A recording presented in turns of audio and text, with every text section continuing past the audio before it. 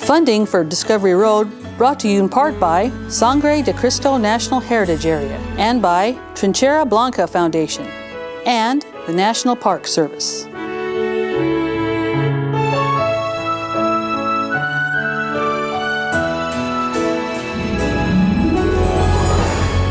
Hello again, everyone. Welcome to another edition of Discovery Road. I'm James Nelson. You know, water always seems to get the last word out here in the American West, doesn't it? It has to be on time. Of course, you should never waste it. And if you don't have enough, life could get pretty doggone rough. Which is why every spring when nature begins handing out those promises and the water begins to flow, those timeless acequias take us back to the future. In southern Colorado and northern New Mexico, acequias are a very unique and historic method of water management. They are tied to tradition, community spirit, and a shared sense of responsibility about water resources and water rights. But it's very peaceful out here, and I can irrigate all the way till 3-4 o'clock in the morning. If I want, I can come out and change my water. Just depends what I have going. Early settlers faced bony, dried-up land in the sprawling San Luis Valley. In order to make a go of it, farmers had to band together, share the water, and give everyone a chance. The water for the valley is our lifeblood. It's dry, blow away. You know, there's years here that people can't make it. Just hang on, just hang on to survive. Yes, it's not a joke, it's real. No joke, it's for real. Over the years, Gallegos has seen the dispensation of water and its unruly ways. One year it's a thirst-quenching gift, selling the idea that happy days are here again. But just one season later, a bone-dry emptiness sets in. And then another parched year on top of that one, leaving withered and wrecked lives scattered around the valley. After World War II, there was a particularly bad stretch. This one here we have here is Capling Ditch, and number 6. 2, 3, and 4 that were up higher, they're gone. The people had to leave. They dropped on water, they couldn't draw their water out, and they couldn't afford to build up these diversions and stuff like they do now. You know, modern days, we get a lot of help from different organizations that picks up the river and stuff, but at that time, that's saying after the Second World War, probably when I think most of them left. Cold and sad leftover images of those who couldn't make it. Scattered bones of defeat, desolation, and loss from those who were trying to scratch out a living in the American West when the water ran out. There's a saying here in the valley, water is life, and it is definitely the case here. Without water, there would be no farming and agriculture here. Farming is our main livelihood in this valley, and water is the #1 asset that we have to protect. Chuck Finnegan's family roots in Colorado can be traced back to the 1800s. His wife, Valerie Martinez Finnegan, has family beginnings that go back even further. And from acequias to the water irrigation canals today, pretty much the very same issues. This well, along with most of them in the area, were put in the 1960s and were used as supplemental water. The spring flow started reducing as early as the 1950s by the droughts that hit really big in the early 60s. There are many organizations that have attempted to reappropriate water in the valley here, and mainly to take and export it outside of the valley for other uses. Claiming that there's excess of water that's unclaimed, and many battles have taken place in this valley in order to protect the water and keep it in the valley. No matter how deep down you dive into the water story, you'll find inquisitions, reports, and undetermined assumptions. Here's The Irrigation Age, a 1908 publication that reports Judge J.A. McIntyre was appointed as referee, and for 2 years, testimony was taken to prove appropriators' rights to water. In this 1941 Water Commissioner's Field Book, a water history, names of the ditches, reservoirs, handwritten notations of water amounts, when it was first used, the kind of crops that were planted, and acres irrigated. It's all found in the book.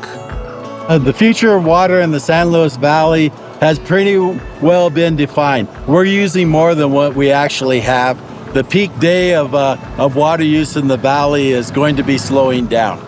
We know we have been borrowing water from others and from our future, and the process of having it controlled is in process now, and we're definitely going to have less irrigated acres in the future than what we currently have now, but it's a bright future for what water we have.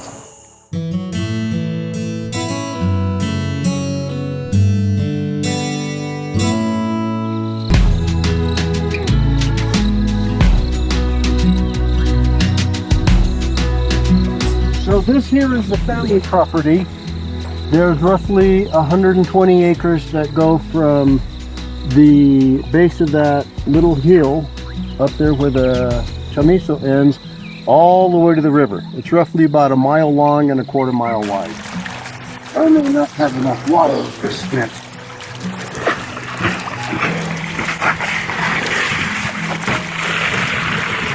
So we want to bring water to put onto this field. So we have to jump the water from this ditch into this ditch in order to do it. Regan Velasquez loves his ranching lifestyle, but he'll quickly tell you it would not be here to enjoy if there was no water. We've been farmers. My grandfather ran sheep. Sheep need water to drink. You need pasture, you got to irrigate those pastures. So the only way you can do it is with water. Most of these ditches came about in the 1850s, 1857 to 1870s. The water was divided up, and that's how, people got their water. Of course, there is one more very important ingredient to the family success story: hard work. Looking at some of the old records to build these ditches, right now we've got tractors and steam and all kinds of power. They used horses. They used shovels. The team would get paid $3 and a man would get paid $1.50 a day. It was hard work, but that's how they built these ditches. They were all horse and hand dug to get water from the river to your crops. Velasquez is not only a rancher, he's vice president of an Acequias association. He calls himself an ag agronomist and a ditch rider. But before all of that, he had another job that took him all around the world, as these photographs show. He tested equipment and gear for REI, but he always knew eventually he would come back home for some unfinished business. Why did I come back? After 32 in the outdoor industry, I was at the top of my field. I got paid to go play in the mountains and test gear and try to make it break and make it better. But I always had dirt under my fingernails. I was a farmer at heart. I was a rancher at heart. And when I left the ranch back in the early 80s, mid 80s, I always knew that I wanted to come back. So one of the things we do is, while we're irrigating the alfalfa fields, these meadows will rest, and then when we irrigate the meadows, then we let the alfalfa fields rest. To have water running on your land 24/7 is not good, so we'll irrigate everything and then give it about a 7-day rest. Velasquez says maintaining the ditches is part of his mission. And oh yes, he knows how valuable water is. And he makes sure that awareness, concern, and care for it never diminishes. I don't ever want to see these ditches go away, but as you know, everybody's fighting for the valley water. And the more you learn about it and why we have this water and who's trying to get it, the more you want to fight to keep it. This is what you want in a herd of animals. They know you, you know them. They don't get startled. It makes working them so much easier when you have gentle cows. I've been in herds where as soon as they see you, they get that strange eye and they bolt on you. These, they'll come up to you and ask for a handout. And they talk to you too, Regan. Well, I have to find her calf because she's been bellowing. They also are working to heal the land from overgrazing and mismanagement by implementing modern principles, soil health, cover crops, rotational grazing, and water conservation. We just have to spread the word, and we have to show people the results because they don't believe you when you tell them. You have to physically show them. This was bare ground 2 years ago. Now I have grass there, and I didn't put a single seed down.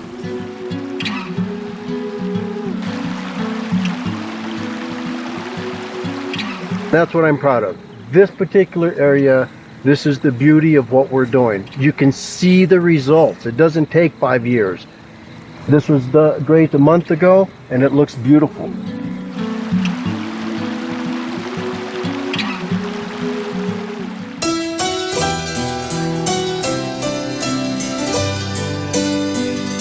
When it comes to the water story out here, this is a man of substance, considerable and necessary influence.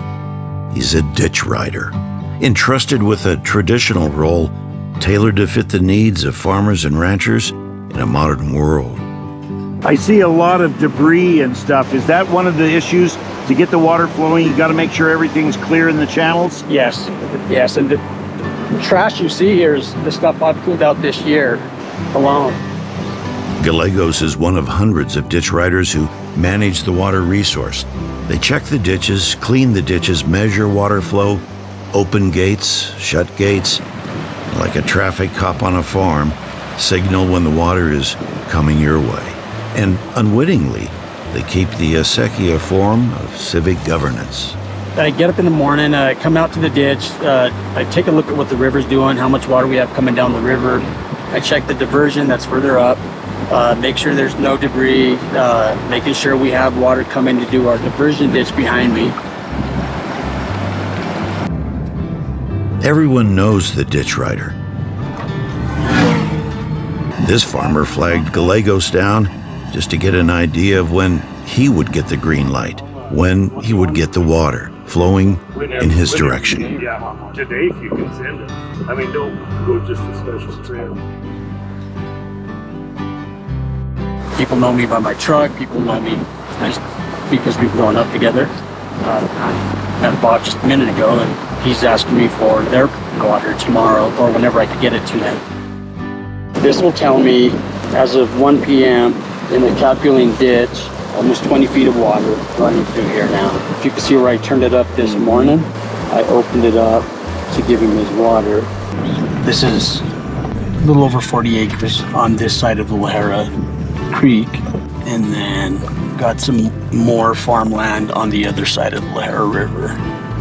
Gallegos leases the land from a family member. He farms and takes care of it, spring seeding, controlling the weeds, working the place to get the best yield. And of course, proper irrigation. Everything a good ditch rider needs to know every doggone day. These fields are green. I mean, they're abundant with alfalfa. You know, the grains are being planted. The ditch rider, part diplomat, supervisor, director, and neighborhood boss over the water, with just a few rules to keep the water flowing in good years and bad years in the right direction. Not necessarily trying to please people or make people happy, but definitely if, you know, other people aren't using the water, there's plenty of water in the ditch, you know, giving them what they want. It means cutting some water back so that, you know, it's a little bit easier for them. We'll cut it back. It's like being sort of the sheriff of the ditch company, where you have to appropriate water, you know, as fairly and equitably and also as efficiently as possible. So that's the whole trick. Steve Romero has been a ditch rider for more than a dozen years, and his ancestors were right there when the first water rights were being handed out. Our families go back decades and centuries. My third great grandfather, Dario Gallegos, registered the first water right in the state of Colorado with the other people from the ditch. Romero says his ditch company runs smoothly, but during a dry year, yes, stress, pressure, it all puts people on edge. But reliance, at least in part, on the traditional Acequia blueprint works. What's so special about that system, you know, is that it's been unchanged largely. I mean, there's been structural changes here and there, but overall the system has remained the same for, you know, over 150 years. I think about clearing these lands with beasts of burden and the tools that they had back then. And it's remarkable that they were able to provide that future for us. The water was there, and we had a great winter in the mountains and got an early start on all the crops this year, and everything is green. I mean, everything's growing.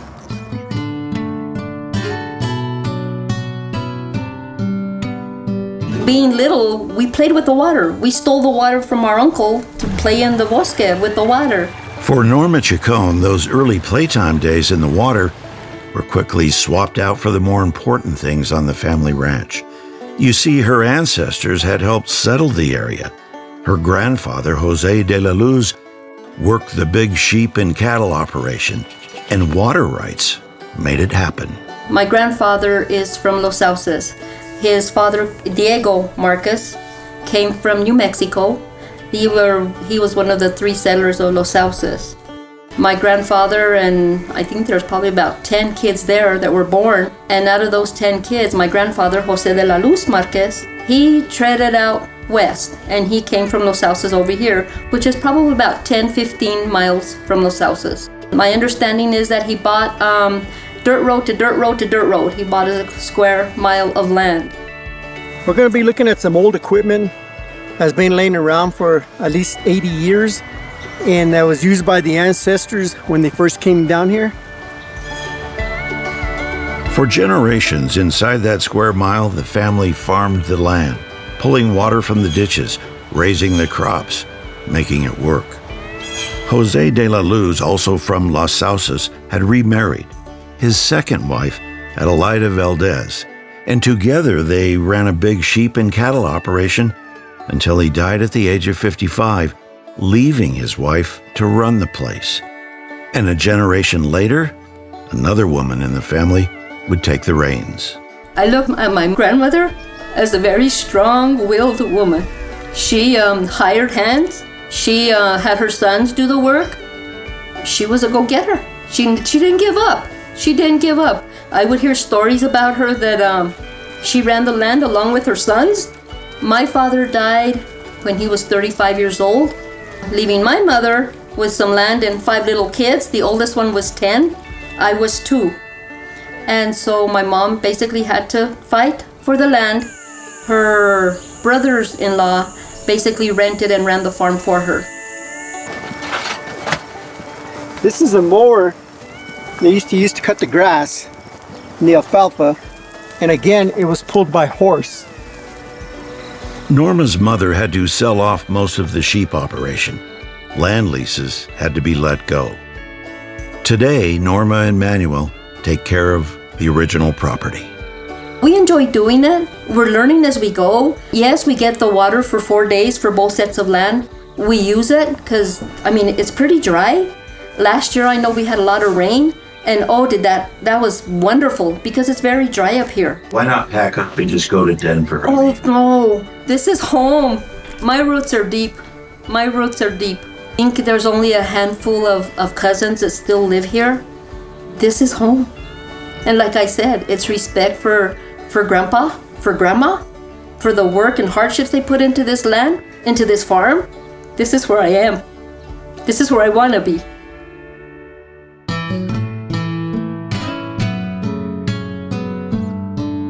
San Luis, Colorado, considered to be the oldest town in the state, home to about 600 people. It's a one-of-a-kind place. Surrounded by the beauty of the Sangre de Cristo and San Juan Mountains, and just above the town on a gentle mesa, the Stations of the Cross Shrine, a spiritual pathway of bronze sculptures that climb to the parish, where worshipers solemnize their sacred heritage and where visitors can find solace. Down below, the communal pasture and birthplace of the People's Ditch, the oldest irrigation waterway in Colorado. Charles Chavez grew up on this farm, 60 acres of grass and alfalfa. His parents bought the place back in 1961, along with 53 water shares. After high school, he left for the city. He did take some college courses and then worked running the Corral Bar over in Blanca. But after nearly 3 decades, he found his way back home. Ever since I was small, my dad taught me how to drive the tractor. If I wasn't driving the tractor, he'd take me out with him and we'd go and irrigate. He'd show me how he was doing it and things like that. I just grew up with it in my blood. Everything that my father had taught me, and my mom, she taught me a lot of things too. And they did teach my other siblings too, my sister and my brother. Flickering images of life in San Luis, Colorado. Half a century old films showing proud, benevolent people, dressed up in fancy clothes, the best boots and hats for special occasions, and to celebrate the vitality in the valley and the life-giving water ushered in by the Acequias. It is the oldest ditch that is still in service in the state of Colorado.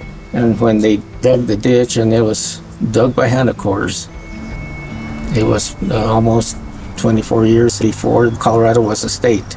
So there's a lot of history to this San Luis People's Ditch. Those films were taken by my mom and my dad whenever mom would let the camera go. They were taken at least 50 years ago, some of them. And throughout the years as we grew up, everything changed. You could see how things were changing. Charles and his sister Sally learned very quickly about the water story. As the water flows, so goes the town. Let the good times flow.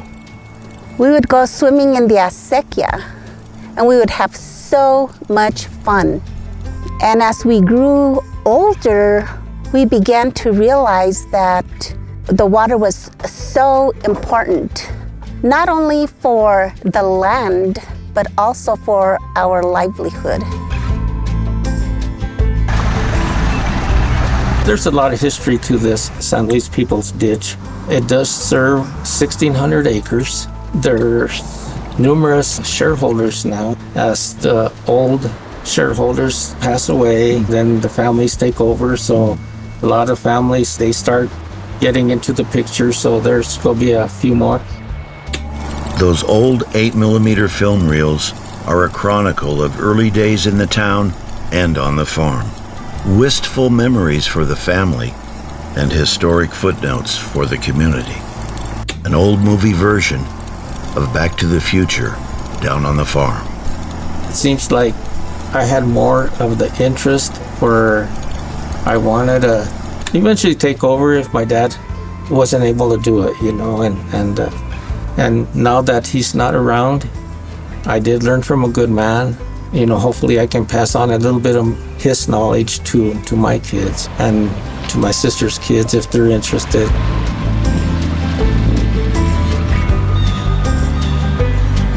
A man and his shovel bringing water to a quiet meadow. A colorful and striking metaphor about holding on to history and family. Water is life. Without water, you wouldn't have anything. So areas like this, we are fortunate for what we have. My brothers and I were fortunate to grow up on the farm. Our parents were full-time educators, not only in the classroom, but also out of the classroom. They also worked very, very hard on the farm. They taught us responsibility. They taught us good work ethics. And very importantly, they taught us respect. Respect for the land, for the water, and for the people.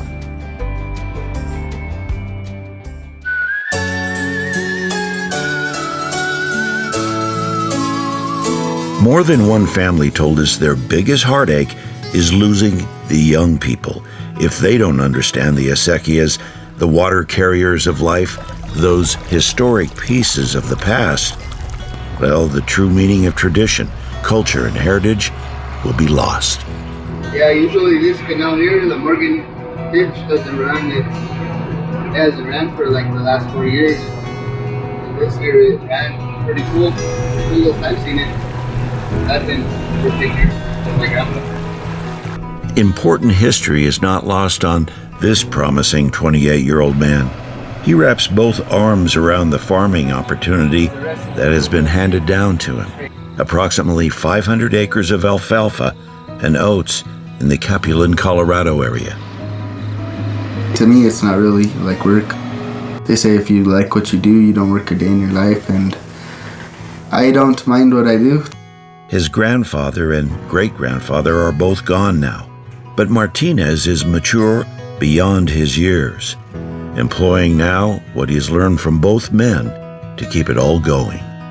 Everything we raise all summer is hauled all winter, so it's like a year-round thing to me. It's just a process, a cycle that keeps repeating, and it's not really like, oh, I have to go to work and clock in, clock out. To me, it's more like, oh, another day, let's go, let's get it. The ancient irrigation canals are less visible today, but the traditions and culture of their nurturing mission, still there. Like even with the watering, I remember we'd be out there irrigating late at night. He'd go, let his irrigator go home and say, I'll finish it. And me and him would stay there all night, and I'm there like just tired there with the shovel. Let's go home, let's go home. And now that I'm older, I realize the importance of getting the whole crop wet, because you leave a dry spot, that's not gonna grow. As Martinez was handed the reins of the farm operation, his grandfather balked at some of the changes. And the fancy ways of watering the crops, oh yes, that took some getting used to. He liked it once he saw the production increase and how you can irrigate all this. Once he saw that I could connect it to my phone, he was like, wow. Then he'd go around and tell all his friends, hey, that new sprinkler we have, Michael controls it with his phone.